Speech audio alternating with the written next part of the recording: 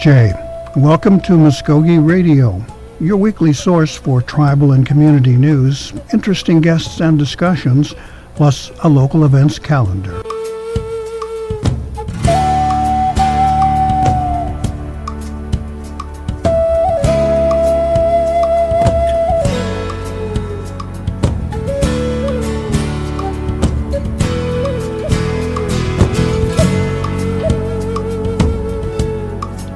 It's Jay Stongo, Gary Fife, Jawa Jeff Gedos, Mvskoke Radio, Mabohedge Wedgets.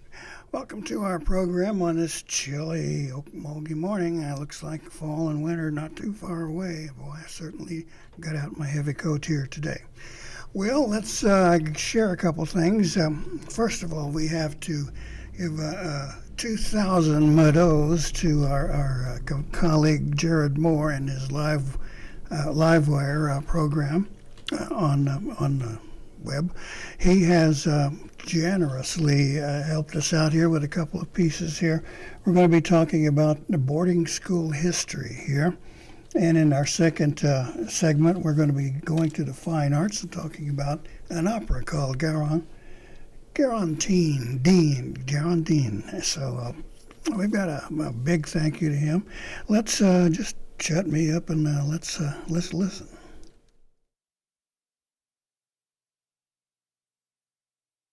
All right, welcome back to another Livewire. I'm your host, Jared Moore, and this is the program where we take your questions from the chat.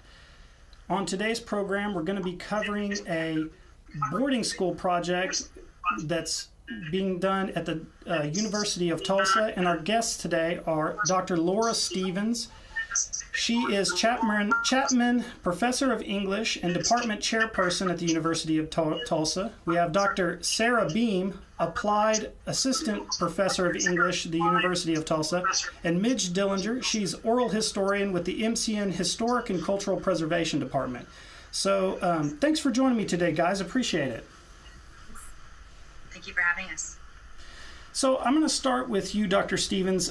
Could you tell us, what is the project and what are its objectives?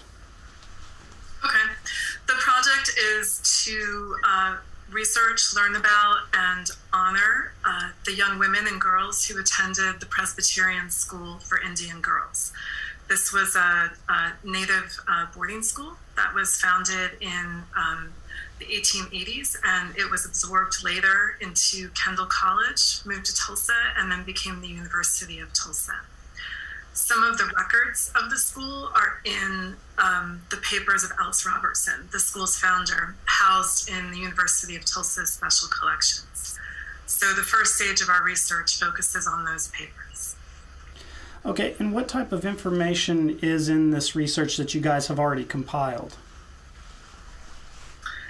Well, there are a lot of papers in Alice Robertson's collections. A lot of them don't have to do with the school, but we have found materials related to lists of student names and some materials related to their schoolwork, their writing exercises. Those are some examples, and some photographs of groups of students with Alice Robertson, although frustratingly not captioned to show us which images of which student. I see. So with that information, is part of this project a outreach to people in the community to try to see if anybody had ancestors that were involved in this? That is our hope, that as we learn more, and as our project, we hope, grows, we can, on the one hand, give some information about ancestors to members of the Mvskoke Creek Nation and probably members of other neighboring nations.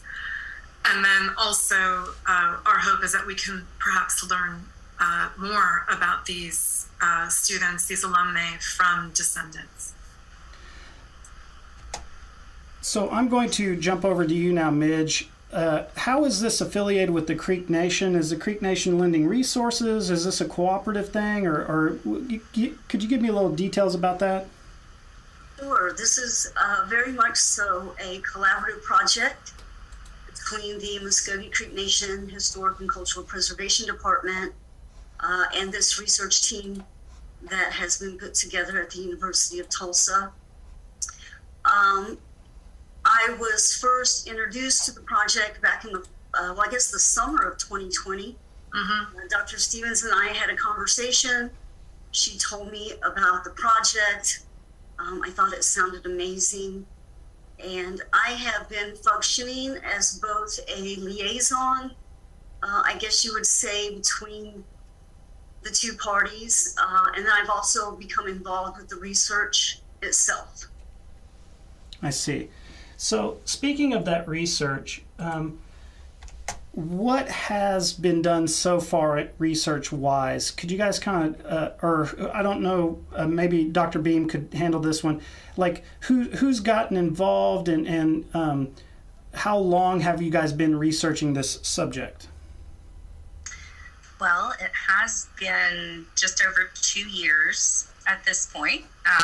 We have had some students assist with the research through the TU Undergraduate Research Challenge. They began working with Midge and Laura. And the way these undergraduate research challenge projects work is that the student typically does this work above their regular class load. So Dr. Stevens was able to recruit students who were interested, and most of these, I want to say 4 or 5 students who participated do have Indigenous heritage as well, and so they felt a sort of calling to become involved with the project. So what the research looks and feels like is we visit the tower, we call it, the 5th floor of McFarland, or the 4th floor, depending on where things are stored. There are many shelves and boxes of materials. I would say we're maybe a third to a half the way through all of the materials, even after multiple years. And so we're carefully opening boxes and taking out just sets of letters and pictures, scraps of drafts, legal documents, correspondence between Miss Alice and her students, and then her obituary, information about her family as well. So that's sort of what things look and feel like. So we're not allowed to take those records from that setting in McFarland, but we are allowed to take some pictures, and we are allowed to handwrite notes or type them into laptops. Great. So this is a question that has come up to me, you know, because and for the audience too, if you guys have any questions, pop them into the chat. And there's also going to be a longer form written piece that's going to be posted on the Mvskoke Media website and in the Mvskoke Nation News, the newspaper. So if you subscribe to the paper, there's going to be we've done a lot of interviews with some of the students involved in the project. This is going to be more fleshed out there. So check that out when it comes, and I will put a link to the web post in the description of this video once the web post is up. But my question too would be, you know, this boarding school that we're talking about, what do you think the function of it was? Because was it tied into like the land acquisitions that happened in Tulsa? You know, like how did it function there? And whoever wants to pick that up, jump right in. Mitch, do you want to start, and then we can? Well, I mean, as far as the function of the school itself, again, this school was, it was really started by members of the First Presbyterian Church there in Mvskoke Indian Territory. That church was founded in 1875, and very quickly the members there felt like they needed a school. And so they proceeded with that. And so the church really started having the school in 1876. But it was in 1882 that the church members decided that they wanted to create an Indigenous girls' boarding school. And so they, with the approval of the Women's Executive Committee of the Presbyterian Home Mission, Board of Home Missions, they did that. And the school kind of floundered for the first, 3 years. And then in 1885, Alice Robertson comes in and she takes charge of the school, which she did until the school closed in 1894. But, a lot of people may not know anything about Alice Robertson or the Robertson family. This was a multi-generational family of Presbyterian missionaries who spent their lives here in Indian Territory and in the Mvskoke Nation, working with Mvskoke people, working with our leadership, teaching in these mission schools. And so, that really, at the foundation, of course, of these Indigenous boarding schools was, evangelizing through education. And also, you have the assimilation of Indigenous children through this process as well. And so the boarding school, would it be fair to say that was the main objective, is the assimilation? And then I know when we were just talking about it previously that there was kind of like the implication that maybe since this was an all-girls boarding school, that this was like a situation where it's like these are kind of like a preparatory school for these girls to get intermarried with people who are trying to get access to the land. Would that be safe to say, or am I overstepping anything? I would start by saying we're still learning the facts. Okay. And so I would say that the first thing to say from the outset is it goes without saying that this educational project, like most efforts by white missionaries to educate Native peoples, is part and parcel of settler colonialism. So that is always there in the backdrop. Mm-hmm. As for the motivations of individual missionaries, we're not yet, I would hesitate to say anything at this point. I see. I do think this particular school was part of a network of schools. There were teachers being exchanged and sent between different schools, including Carlisle School in Pennsylvania, which is a very famous one. Mm-hmm. And this was part of a larger project, definitely, of so-called civilization and assimilation. So also we spoke earlier about some of the images that were collected in this research, and I know, Midge, you had some images you wanted to share with us while we were in this Zoom meeting. Is it okay? Should we go to that now? All right, great. Awesome. Let me pop this up. Yeah, sorry, that was kind of rocky, but so what are we looking at? What images are we looking at here, Midge? And look, this is different for me. I'm not really sure, what you guys exactly what you're seeing, but what I just we're seeing your desktop, and I think if you double click on that image, it'll go full screen. I'm not for sure. Yeah, let me move us out of the way here. So this is a picture of the Presbyterian school. It's still very small though, Midge. Could you full screen the image? Oh wait, hold on. Yes, I can. And while we're working this out, audience too, if you guys have any questions about this topic, or if you think that you maybe had a relative that was at this boarding school, pop into the chat, ask your question, make your statement. Let's just keep it civil and follow our community guidelines, and everything's great. I don't see any questions yet, but this is a very interesting topic. So.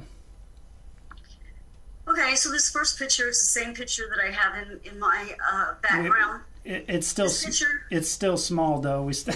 We on what I'm seeing is still small, Midge. That's as big as I can get it right there.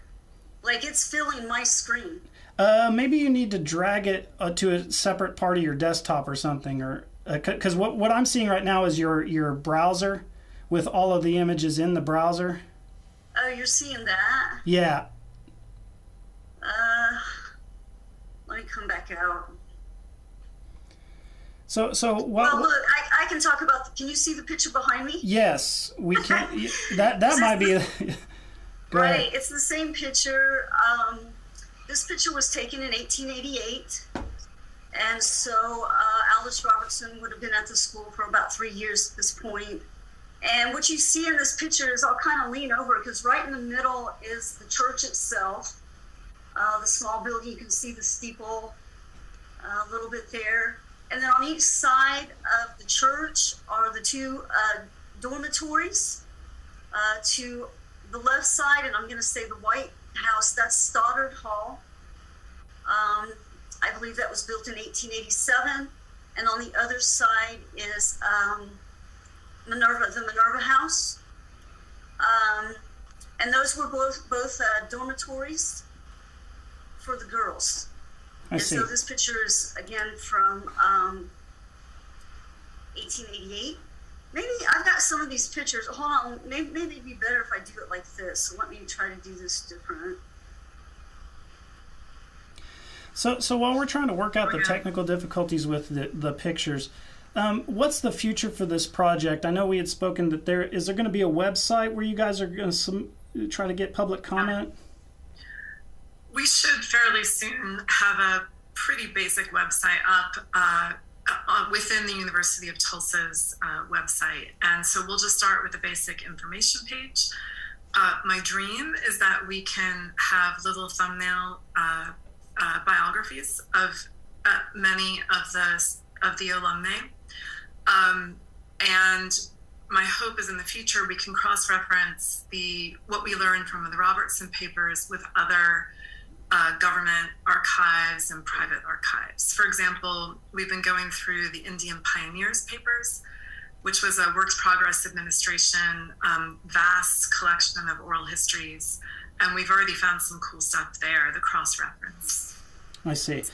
And so will this, in the future too, even past that point, is there going to be any information about this in the public exhibition or anything like that where people are going to be allowed to come in and see it outside of the internet? We don't know. I would certainly like that. I can say, just so everyone knows, Special Collections at McFarland Library is open to the public. You just need to make an appointment. So these papers are open entirely to the public if you go there. I'll also say that up until now, the research has been proceeding slowly, partly because the pandemic forced a lot of restrictions on access to special collections. But the three of us can go there now together. We can go in groups to do research together. And we're hoping to make some more rapid progress. I see. Well, we've got our first question for the evening, and I'm just going to switch here and read it verbatim. It's from Rebecca Glenn Ellis. It says, "Good evening. Just to start off the questions, what do we know about the relationship between Mvskoke Nation leadership and the school?" Good question. And whoever wants to field that. Do you mind if I go for it, Dr. Bean? This school as a project was a collaborative effort between, this is my impression, and Laura and Midge can straighten me out, but looking over our timeline and things this evening, and some of our sources, this was a sort of request from Mvskoke Nation leadership at the time, and a collaboration with the Presbyterian Mission. Now, just we can take from that what you will, right? Not everybody within the nation is exactly the same. Not everybody has the same kind of political will or desires, but it was collaborative with the nation. And do you know who, like during the time periods that the boarding school would have been operating, who the leaderships were? Do you is there any specifics on those guys or that time? If you could, go ahead. I believe it would have been Pleasant Porter. Okay. Would have been our chief at that time. And Midge, am I correct? Alice Robertson had to be certified by the Mvskoke Nation Board of Education before she was allowed to teach. I see. Right, yeah, because by about 1884, the Mvskoke Nation had established their own national schools and school system. They had a board of education. They had a board of examiners for certification. And so Alice Robertson did have to be certified by the Mvskoke Nation to teach on the Mvskoke Nation reservation. So after the boarding school, I don't know if we've talked about the transition from the boarding school and the different entities to the Tulsa University, you know, like that gap. So could you guys talk a little bit about that history part? That's a very important part of the story that we're trying to share here. And so, you know, what happens is, so Alice Robertson is, you know, in charge of the Presbyterian School for Indian Girls. She turns things around for that school and makes it really, from what we've learned, a successful school. It was attended predominantly by Mvskoke young girls, girls and young women. And in 1894, some things changed, and there was a gentleman within the Presbyterian Church, a missionary, who really felt like there needed to be a Presbyterian college, and he wanted that college to be in Mvskoke because there was already a Methodist and a Baptist college in Mvskoke. And so as I've read the history, the guy kind of took it upon himself to make sure that, you know, that this happened. And so, you know, from my perception, my understanding, it's almost as if the Presbyterian School for Indian Girls was kind of just yanked out from under Alice Robertson, so that this college could be, Henry Kendall College, could be created. Mm-hmm. And so when I read things like that, I think about the impact that had on the indigenous families who were sending their children to this school to receive, you know, the education that they wanted them to receive. So that happened in 1894. And then by 1907, the Presbyterian Church, you know, as a whole here in Oklahoma, really was starting to, you know, their mindset was starting to move away from education for indigenous children. And they were really focused on, by that time, Oklahoma University was established, and they were really focusing their efforts and their monies on Oklahoma University. And so it was in 1907 that Henry Kendall College was sold, and the school really, well, it moved to Tulsa. At that time, you had a lot of wealthy oilmen who were members of the Presbyterian Church here in Tulsa, which was the first church established here in downtown Tulsa. And so they did what they needed to do. They wanted a college here in Tulsa, and so Henry Kendall College moved. And so again, you know, the indigenous students who are attending this school in Mvskoke, in essence, have their school taken away from them. Again, this is from my indigenous perspective. Right. And Henry Kendall College reestablishes here in Tulsa, and then in 1921, Henry Kendall College becomes the University of Tulsa. I see. And so that's that history. That's really kind of a nutshell Gotcha. Of that history. A lot more was going on.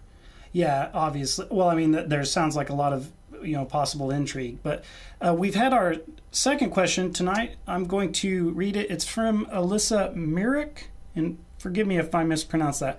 But the question is, I know research is still being gathered on the identities of the girls who attended this school, but do we know the range of ages of the girls who attended?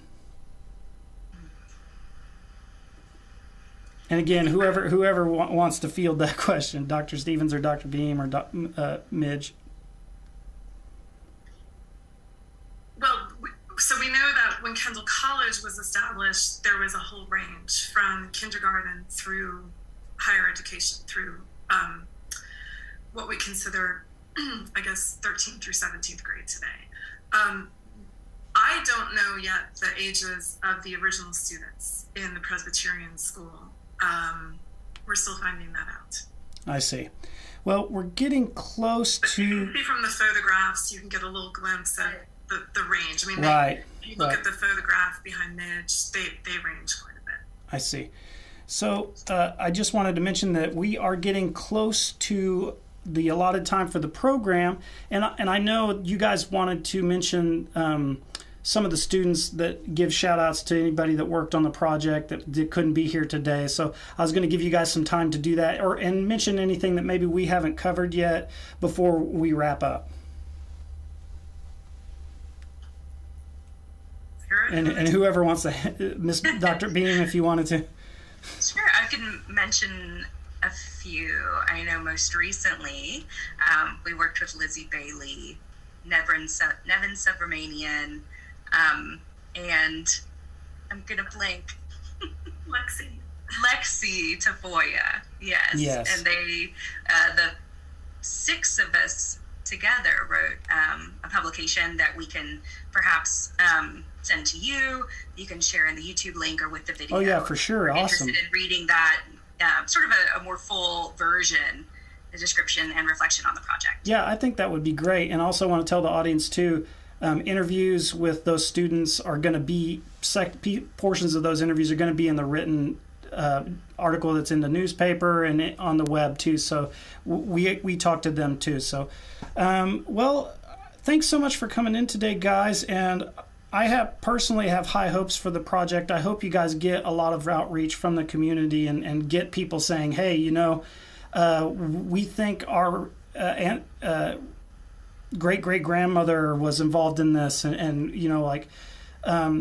so we can start trying to connect some of those dots, because I think, especially in the Tulsa area, that's one of the comments that we get the most from our viewers and stuff on coverage that we do in that area is, how did the land change hands, and what happened here? It's really turning into something that people are really interested in. So I think you guys are on the cusp there of something that's really going to be groundbreaking. So, and with that being said, is there anything else that you guys would like to add?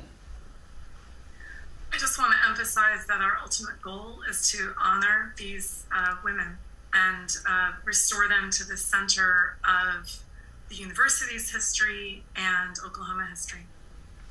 Yeah, and I just want to say real quick too how appreciative I am with this project, and the fact that Dr. Stevens and Dr. Bean, have done the right thing here and have made this a collaborative project, because that doesn't happen very often, and so that's really important that we're working on this together, and this project really is providing an opportunity to illuminate this history and this story that is so important and has been really diminished, for 120, 30 some years. And it really is the intention of this project to shine a light on these students and give them, the acknowledgement and the honor that they deserve. Absolutely, absolutely. And for the audience too, I wanted to mention we have another live wire scheduled next week on the 19th. It's with the Beacon Hill Art for the People group out in Georgia. And you may remember them from the previous live wire we did a few months ago. They're trying to find a native artist for their public artwork that they're going to do in Georgia. And I think they're still having some trouble, but we're going to have them on next week if you're interested, or maybe an artist you want to name drop in the chat while we're talking with them. Just tune in next time. It's going to be 6 p.m. on the 19th. Thank you guys for joining me today, and I look forward to talking to you again when the project comes further along, like we get the website up, or maybe if there's going to be a public showing or something like that. And please, you guys send me that link of the detailed description, and I'll put it into our YouTube description, and all the information will be out. So thanks for tuning in, guys, and I will see you next week. Mado and Chihichathlis. We want to thank Jared Moore once again for helping us out with that interesting school. I didn't know that much about TU, but guess where it came from? The Mvskoke people. All right, we're going to take a quick pause, and then we're going to be back with a look at some of the Mvskoke people in the fine arts. So please stay with us here on Mvskoke Radio here on The Brew.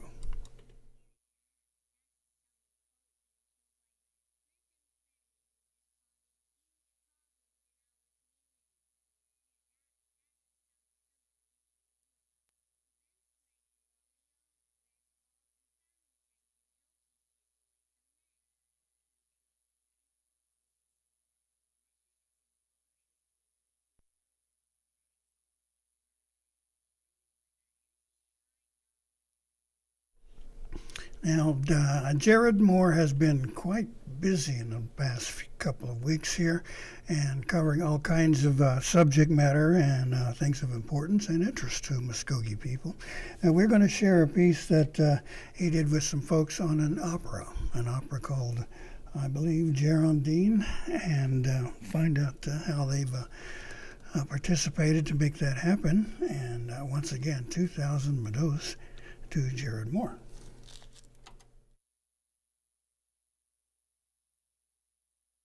All right, welcome back to another episode of Livewire. I'm your host, Jared Moore with Mvskoke Media, and on today's program, we're going to be talking about a new opera that's going to debut next week called Girondins. And that is why we have on the program, again, Dr. Kirsten C. Kunkel. She is the artistic director for the Wilmington Concert Opera, and also one of the creators of this opera. Thanks for being on the program once again, Dr. Kunkel. Thank you very much, Mado. So, just to start off, could you kind of give the this Girondins opera, what is it about? You know, could you kind of tell the historic story about it? Absolutely. So this is a story about 6 real-life women that lived during the Reign of Terror during the French Revolution in France. They were French women that were not quite aristocrats, but they were also not poor. So they were kind of nobles in that realm. And they were of the Girondist political beliefs. So the people that were really responsible for the Reign of Terror, where we get the guillotines and all the people losing their heads in the fall of the monarchy, really were the Jacobins. So at one point, the Girondists were part of the Jacobins, and then they kind of split, and the Jacobins became more aggressive and wanted to become violent in their way of taking down the monarchy, where the Girondists did not. So Girondins is the feminine plural of Girondin. So that's how we get that title. These are 6 women that actually had quite a bit of influence during their time. Some of them were writers, and some of them were artists. There was a scientist, and there's also the woman who's most famous. Her most famous act is murdering Marat in the bathtub. He was a famous Jacobin. That's been documented throughout history in paintings and in various literature and things like that. So she's probably the most famous character. But we have Olympe de Gouges, who wrote the Declaration of the Rights of Women.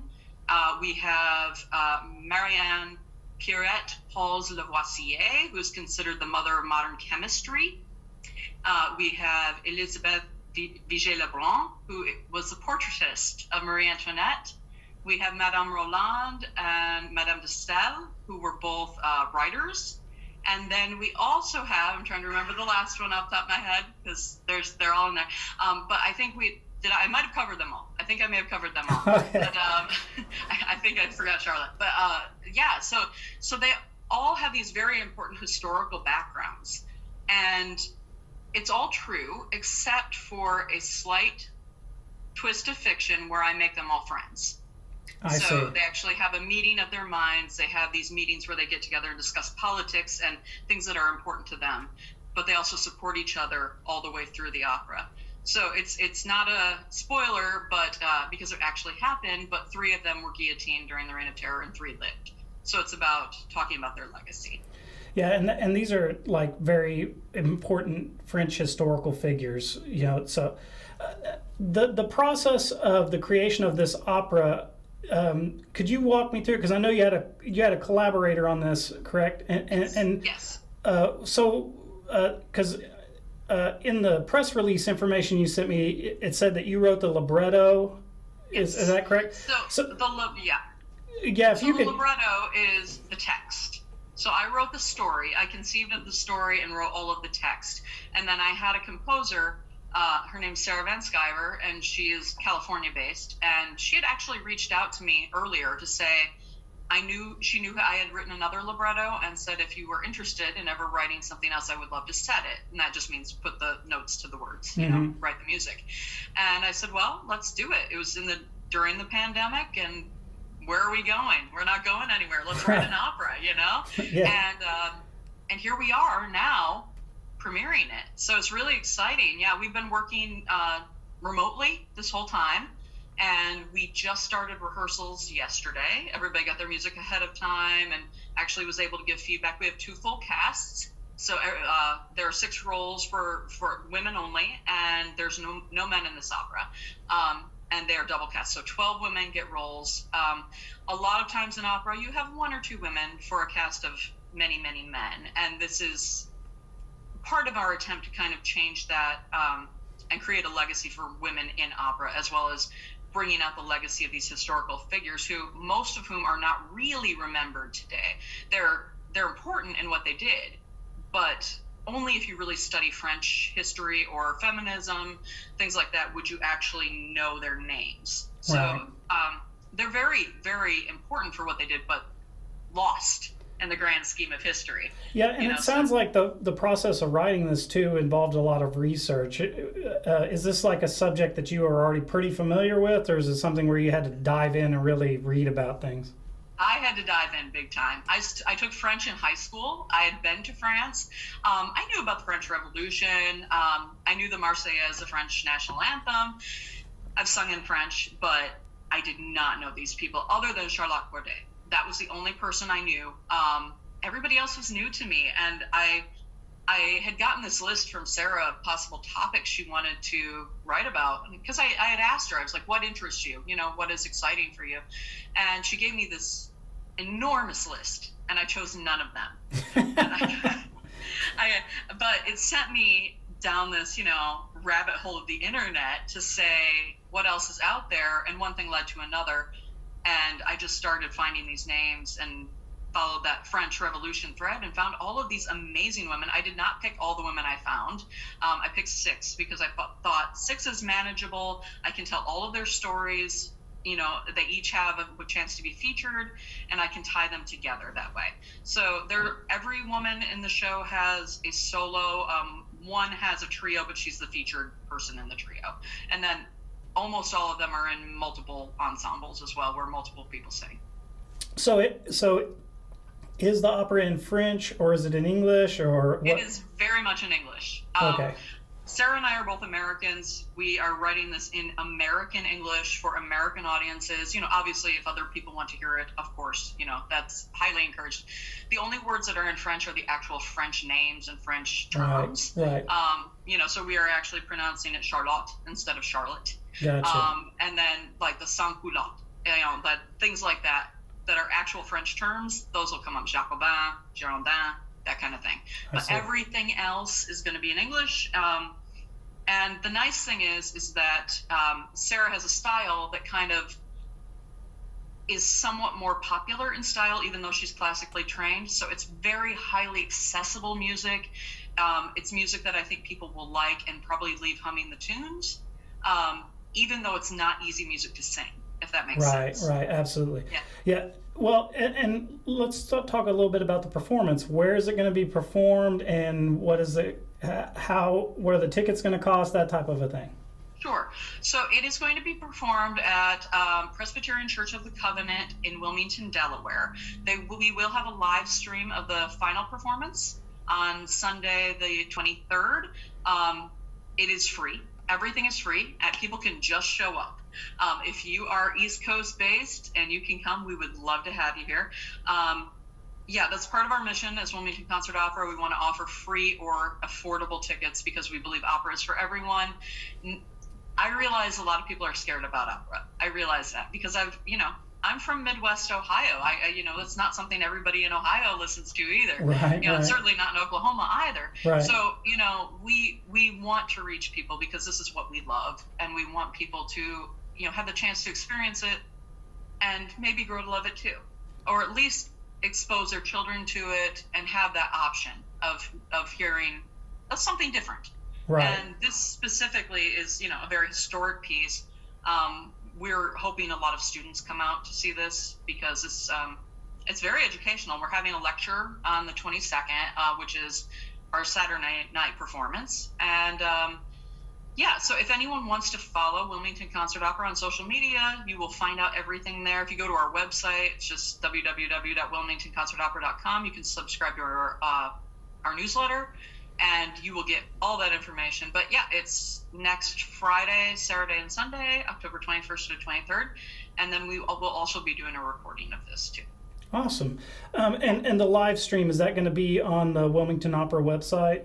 It will probably, I'm hoping it will be as well, but it will definitely be on the Presbyterian Church of the Covenant of Wilmington, Delaware's website. Okay. So that'll definitely be an option. And for the audience too, I'm going to pop the link to wherever the live stream is going to be in the description of this video. So if you're watching this later or whatever, you want to check out the actual performance, then the link should be in there if I can get my hands on it. And I also want to remind anybody in the audience, if you have any questions about this opera or just opera in general and the productions, go ahead and pop it into the chat and we'll ask it here. This sounds like, to me, a monumental endeavor, not just the creation of the opera, but also you're going to be performing in the opera. Is that correct? I'm performing as well, yes. So you guys are in the middle of rehearsals? Yeah. So what is that like? It's a lot of work. I mean, it's a passion project. Being an artistic director of a small opera company is a passion project in and of itself. But, we've grown from this tiny little germ of we might have a production or two to a legitimate company. We just got our acceptance into Opera America, which is huge for any opera company, and that's based out of New York. So Opera America is a pretty big deal, and we've also just, we've been growing with our grant funding and things like that. We're able to pay our performers more to really legitimize everything we're doing. So it's been a long process. We've only been around for 7 years. This is our 7th year. So it's really exciting. It's a lot of work. It's a lot of work. Being a creator, being a producer, and being a singer on one project. So, and here I am. I formerly lived in Wilmington, and now I'm coming back and, trying to make sure all my connections of people in Philadelphia know that this is happening and that they're coming and that they are supporting this as well, because women and minority run opera companies are not abundant by any means, and we're small but we're mighty. So we only have a staff of 2 people, and that's a lot of work. We have a good board, but we only have a staff of 2 people. Yeah, the Wilmington Concert Opera is dedicated to inclusivity and it's a minority-run production company. Could you talk a little bit about what was the start of that? Like, was this an idea that you and other people had and made it happen, or what's the mission statement there? Yeah, so basically, you pretty much just said it. It's designed to be world-class opera that is accessible for everyone, and inclusivity meaning that we are both diverse and accessible and truly include everyone, both at an audience level, but also in our casting, and who we are able to reach, and what venues we are able to perform in, making sure things are handicap accessible, making sure that we are trying to reach people that are young that have never had exposure. No age discrimination in our casting, things like that, as well as obvious things, like ethnicity and things like that. Right. So yeah, initially the main priority was trying to give opportunities for really amazing singers in our area that were not getting all the opportunities that they could have, because it's a saturated market, the greater Philadelphia area. But that's very quickly morphed into, how can we reach more people with what we love? How can we give more outreach opportunities to not just singers, but also to the audiences? How can we bring children and underserved areas to the opera? And so that kind of grew very organically. And, a lot of companies are starting to go that direction, but we had that thought very, very solidly, very early. And I think it's been a major part of how we've tried to go about producing from day one. Awesome. So this is just me being curious. Do you guys take donations or is it ticket sales? What's the main? How do you guys keep running? Sure, we do take donations, and we have one independent funder at the moment who actually supports our virtual recital series. So if you go to our YouTube, you will see the virtual recitals. They're about 30 to 40 minutes usually. Some go all the way to an hour, and those are funded by one individual. But we get grants where we're a nonprofit. So right. My executive director writes many grants, looking for funding and support. Right. So we're doing very well with that. We can always do better, but yeah, donations. But we do not do ticket sales. If we do ticket sales, we had a fundraiser, so for that there were ticket sales. I see. But if we do ticket sales at all, it's usually because whatever our partner, that we're working with, is ticketing the event. I So see. like if for example we did this big concert on a tall ship, and they ticketed that event, but we got to use the tall ship. That kind of thing. Yeah. Awesome, cool. Well, I'm so happy to see you guys continuing on. After Girondins, what's the next thing that you guys are doing? Is there something on that horizon?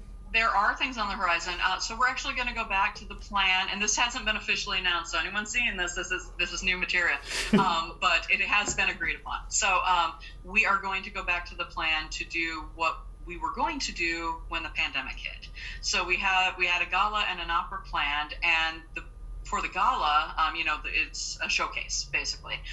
For the gala, we had contracts out already, so we're going to offer those contracts to the performers that were scheduled to perform.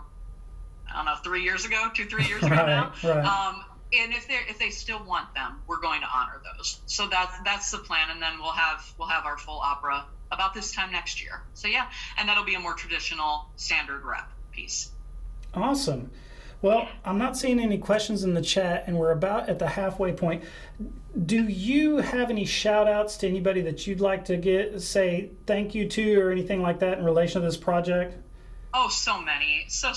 I mean, my composer for reaching out to me in the first place and saying, hey, I would love to work with you. That's super cool. She's literally running the rehearsal right now. So she's downstairs at the piano working on the Reign of Terror piece. There's a piece where Charlotte gets guillotined and all of her friends are there. Like, they're not all of them are in the room, but they're all in the proverbial room, like they're all singing about it, about how they're waiting for Charlotte to die. And she's running that rehearsal right now, Awesome. So that's awesome. My business partner, Marissa Robinson, she's my right-hand lady. I wouldn't be able to do any of this without her and all the behind the scenes work she does.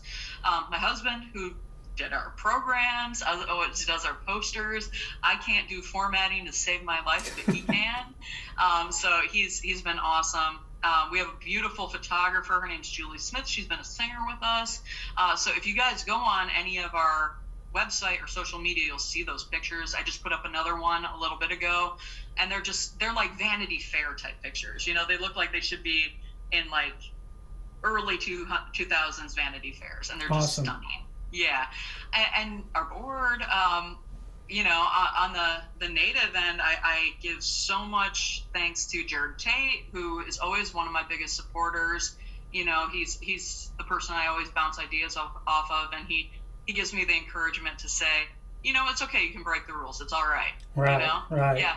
Go be artistic and go big or go home, basically. Yeah. That's kind of his motto. It kind of is, and we've got another piece of his coming up too early next year. So that's really exciting. Yeah. So, I mean, I'm really busy, but it's all very good busy. And I'm really excited. My family in general has just been so supportive. Right now, my husband and daughter and dog are holding up the fort in Ohio while I'm here for 2 weeks, Right. A little over 2 weeks. And, they're so supportive. So a lot of good things have come out of Yellowstone Revealed, which we talked about last time. And it's just kind of gone right into this, and it's been amazing. So it's been a really exciting time for me. Everybody always said, Kirsten, just wait until you're in your 40s. That's when things are going to take off if you do the work. And I'm in my 40s now, and I'm doing the work, and it's coming, and I'm really excited about it. If any listeners do have any just general questions about music or opera, classical music, anytime, reach out to me. I very much want to be, a voice for the tribe. So, Awesome. I'm very excited about that. Great. Well, thanks so much for being on the program, and congratulations on all the success that you're having and also the productions. You know, the more Native artists in all the fields that we can get, the better that it's going to be for everybody. And also in a field that's, you know, you would, as I would assume, is underrepresented for Natives is opera. Extremely. I think you might have talked to almost all of us.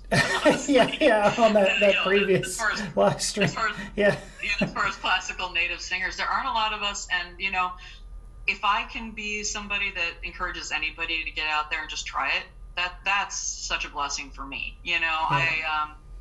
I love what I do, and I've been very lucky to be exposed to it early enough that I could form a career in it, and you know, and have family support that would help me fund it. But it's not easy, and you know, but creating art for anyone and getting to represent your heritage is huge, you know, and you know about that too, you know, absolutely. Being in journalism. Yeah, and it's something that you know, that's one of the reasons that I try to stay in touch with you and keep it going with what you guys are doing out there, is so that other citizens in Oklahoma and people can see that, you know, like there are citizens that are out there, they're in the opera world, they're doing something, you know. So it's also pretty interesting to see just your work, how the synthesis of stuff that you do is great. And I want to thank you for being on the program once again. And we don't have any questions, but that's all right. That's all right. I do want to mention to the audience that next week we're going to have another live wire on Monday, where we're going to be talking about the podcast that's coming out of the executive branch, the Mvskoke Pod. We're going to have Jason Salzman, who's the press secretary, come in because he's the host of that program. So if you're interested in that, you want to maybe get some behind the scenes gossip, just tune in. I think it's at noon on Monday. So we got that. That's the next live wire. And we're going to stay in touch with Dr. Kunkel, and probably you said maybe you're going to have something coming up in January or February? Yeah.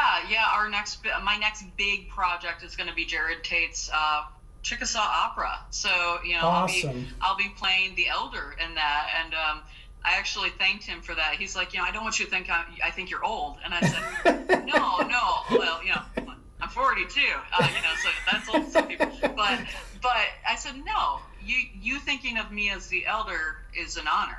You know, in our culture, it is an honor. You know, that's. Well, maybe we can get Mr. Tate in here, and we'll do this whole thing again, just like we did.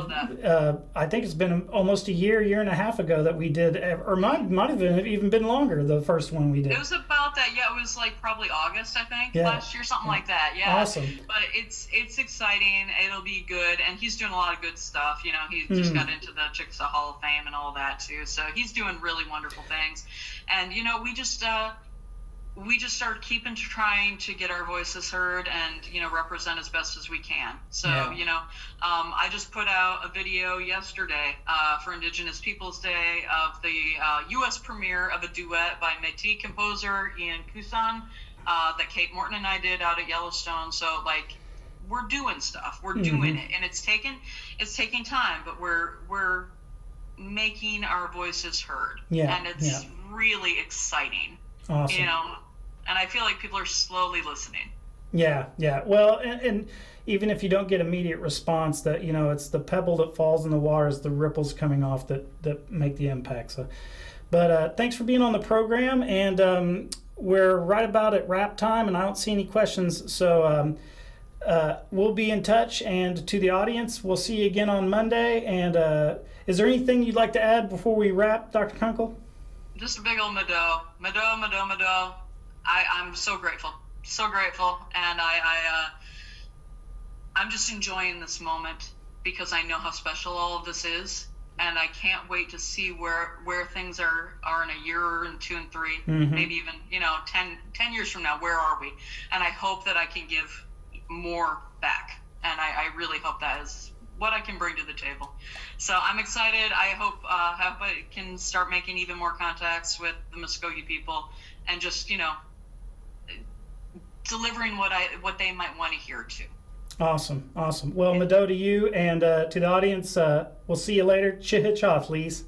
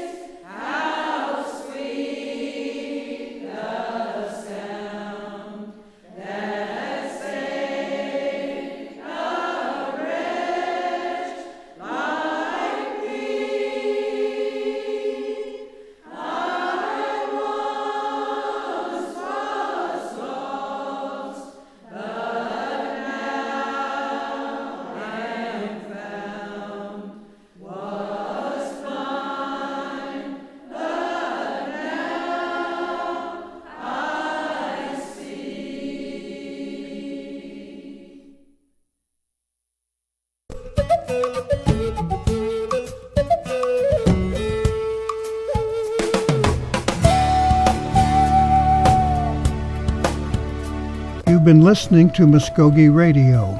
Join us again next week for more local, tribal, and community news and updates. Mado.